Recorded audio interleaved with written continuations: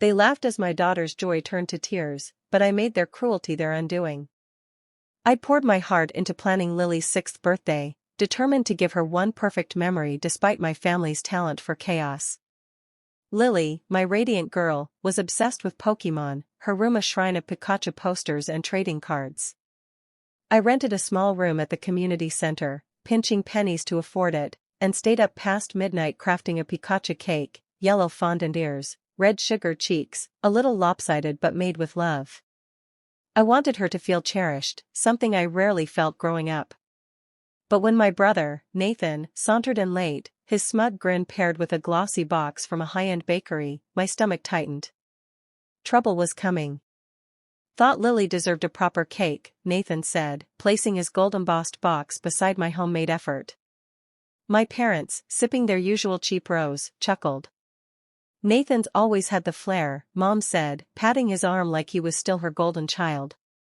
Yours is, charming, Emma. So homemade. The jab cut deep, but I swallowed it. Lily was too thrilled to notice, her hands clapping as Nathan opened his box with a flourish. Inside was a cake straight out of a magazine, glossy blue icing, topped with plastic Pokémon figures. It looked flawless, too flawless. As Nathan cut a slice and handed it to her, a sour, meaty stench hit me. It wasn't frosting between the layers, it was canned cat food, slathered thick under the icing. Lily took a bite, and the room exploded with laughter, not from the other kids or their parents, who looked horrified, but from Nathan, his girlfriend, and my parents. Dad, phone out, was filming, grinning like Lily's pain was a viral hit. It's just a prank. Nathan roared, doubled over. She's too fragile. Life's not all sparkles, Dad added, zooming in on Lily's trembling face. You coddle her too much, Mom scolded. She'll grow up soft.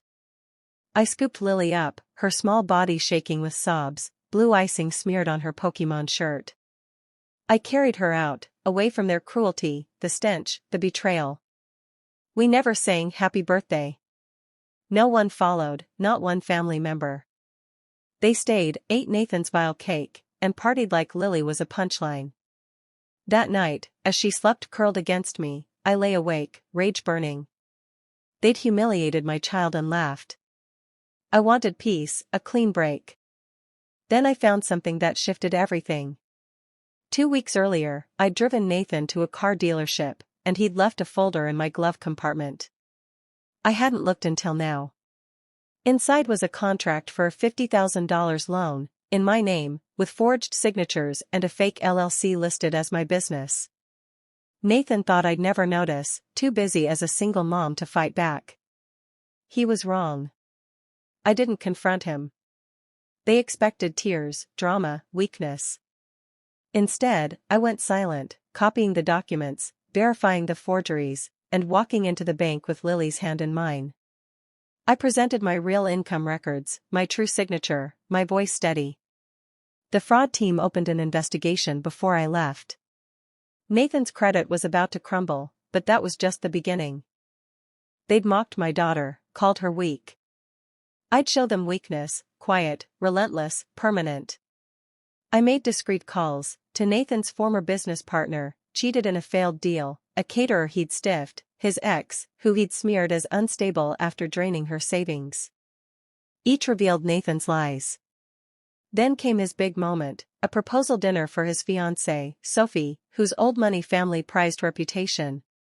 Nathan had played the polished entrepreneur, hiding his scams. I sent Sophie's parents an anonymous gift, a USB drive with audio from Lily's birthday. Nathan's voice, it's a prank, lighten up. Moms, film it, it's gold. And Lily's sobs, raw and heartbreaking. With it, a list of Nathan's scams, the forged loan, Better Business Bureau complaints, the fake LLC. The dinner was cancelled. Sophie ended the engagement, and Nathan showed up to an empty venue, clueless in his tailored suit. He blew up my phone, "You're a psycho. You ruined my life." I didn't respond. My parents called, accusing me of jealousy, of destroying Nathan's future. I let them scream, then said, "You laughed when my daughter cried." Silence. I hung up. Lily still had nightmares, scared of parties. So I contacted Mrs. Clara, a baker Nathan had trashed online for refusing a free redo. I showed her the birthday video. Her eyes welled up.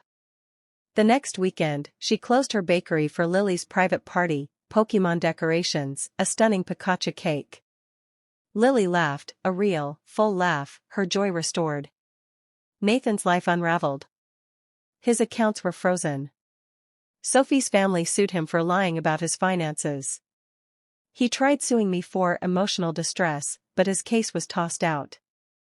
I sent the fraud documents to the state and Sophie's lawyers, then emailed the school board where Nathan applied as a counselor, attaching the birthday audio. They canceled his interview. When he screamed outside my office, security, Clara's nephew, escorted him off. Heard a kid lose the town, he said.